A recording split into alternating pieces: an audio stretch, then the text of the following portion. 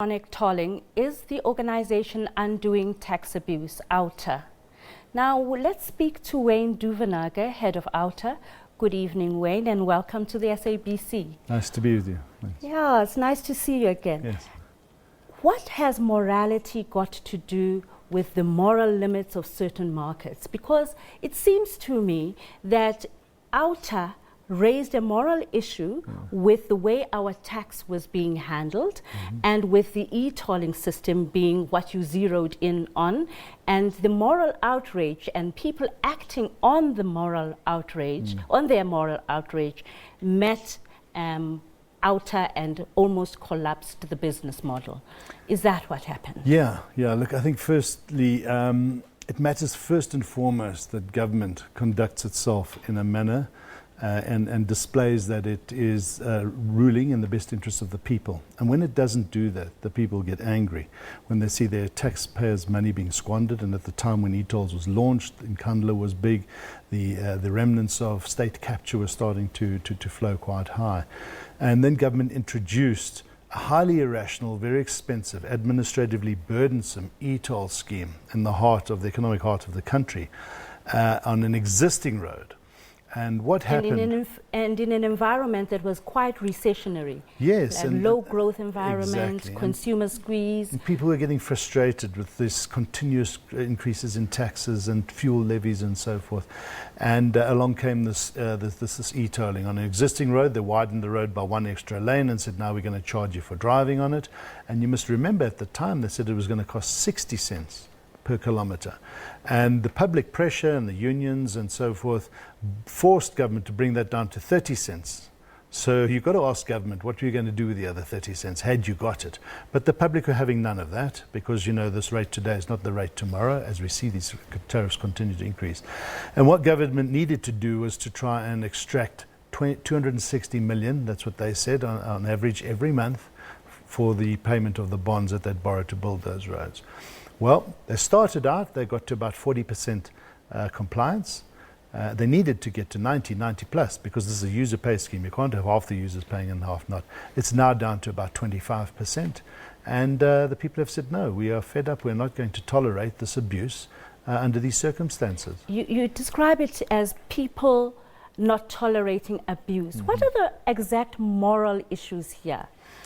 Well, when you have alternatives, what you need to do as government is demonstrate that you've taken the best option for the people. The people are the taxpayers, the road users, the very people who are saying this is a user pay scheme and we want you to pay.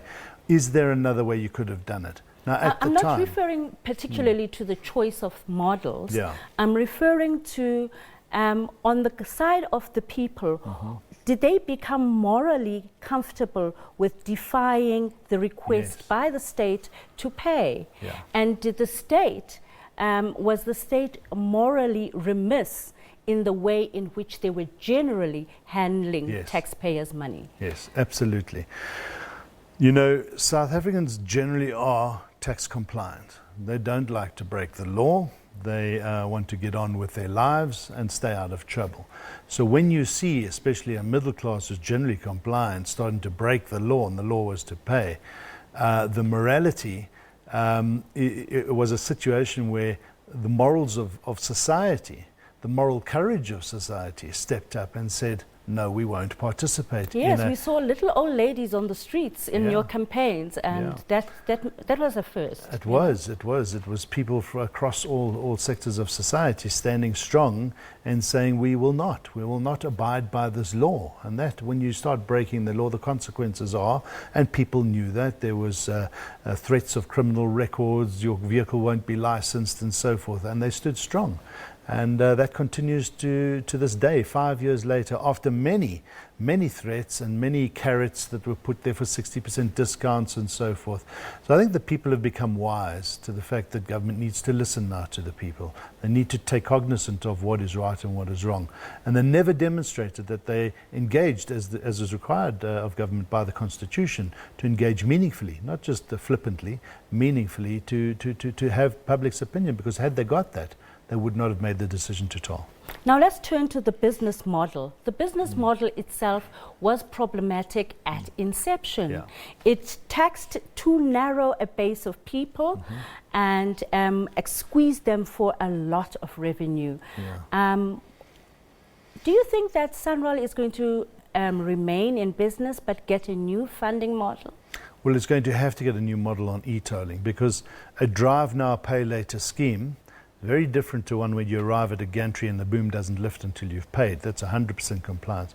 And if you want to introduce a model that relies on compliance based on excellent administration, excellent enforcement, to be able to go and fetch the money, and you don't have all of those boxes ticked, then you're going to have a problem, and you can't have 20% not paying. In Portugal, these schemes failed when they had 80% compliance. We are at 25%, so it's failed completely. We were looking at California in preparation for this program, and their compliance is also an issue. So it looks like this pay later scheme doesn't really work in many jurisdictions. So what are the alternatives, the real meaningful alternatives that would be good for a class structure such as South Africa has, and the kind of unequal society that we do have? You see, what ought to happen is that we've got to address an integrated public transport pressure and problem in this country. As we know, the apartheid system really had a spatial development plan that was so evil that the poorest of the poor had to travel the furthest. That still remains largely in place today. So a tolling scheme is going to be problematic. We have to introduce public transport. Unfortunately, it's going to have to come from the taxpayer. It doesn't fall out of the sky. Infrastructure has to be paid for by taxes, but it needs to be paid for in a way that is best and equitable across all sectors of society. And that is gentle and almost imperceptible. Yeah, and it needs to be efficient. You know, if you're going to have a user pay scheme, then make sure all users can and will pay. And if you can't force it and they might not pay, then look at another scheme. And the alternative they had was an additional 2 billion rand a year to come from government tranches, government coffers. That would have been equivalent to a 10-cent fuel hike increase back in 2007. And what did they do? They increased the fuel by 2 rand and 37 cents over that same period. So they've got the money. And it needed to come back to Sanral to fund those bonds. The 20 billion rand bond they borrowed for this 185-kilometre freeway upgrade, which, by the way, was more than double what it should have been. Our estimations that they should not have paid more than 9 to 10 billion rand. Overpaid. They overpaid, and grossly. You know, this is Medupi, Kusile, again, all over, but now on our roads. And this is what frustrates us about Sanral. They know what road construction costs are, and yet they're allowed to this to happen right under their noses. So they allow the suppliers to pad the bills. Absolutely, and you can see that when you look at the different road, the road packets or the packages that were applied, very similar distances, 10 kilometres here, 10 kilometres there. You remove the construction So we costs. need another model that would insulate Sanral from mischievous procurement practices and to foolproof the procurement system. How would that work? Has this crisis enabled South Africans to really deeply think about a transport system of the future? Have you put down any meaningful constructive proposals to the government and to the state about how we as a people can move forward from this point? Yes, look, the alternative for this bond that has to be settled was, as we said, a 10-cent increase in the fuel levy. Back then, had they done it, the capital costs would have already been paid. That's the sad reality right here as we sit here today, and yet they haven't serviced any of that bond. Now, it's never too late to undo that bad decision. So we say, tackle that right now. Let's deal with that. Let's go and renegotiate the terms of those bonds, which were borrowed, by the way, from the PRC. So you're saying that the gantries must come down. Yeah. Let's settle the bonds. And let's look at a new system. Well, let's settle the bonds through renegotiating the bonds with the PRC, and they are part of government. They're not going to shoot government in the foot. I'm sure there are ways to do that, extend them, get the money back. And society has to pay for it somehow. It'll have to be done through taxes. That's for now. Remember, electric cars are coming in the next decade or two. The fuel levy is not going to be as efficient as it is. So government taxation requires revisiting and re-looking at. As we were saying earlier on, we had radio licenses many years ago. Those have been done away with. You say you're struggling to get TV licenses. We're going to have to find new ways to get revenue into the pot. But if government doesn't do it properly The all input. comes back in the end to the taxpayer's Yes, pocket, and we all exactly. have to pay in the end. Yes, we Even do. this 40 billion will have to settle. Absolutely. We can't get away from that. It has to be paid, but it has to be done efficiently. Don't introduce a scheme that costs you, as you said, 54 billion rand a month to finance, and you're only collecting 60. You haven't put anything into the tarmac. Nothing has gone to settle the bond. So if you fail at that and you continue to fail, why do you wait 5 years before you change your scheme? It has to change. It should have changed a long time ago.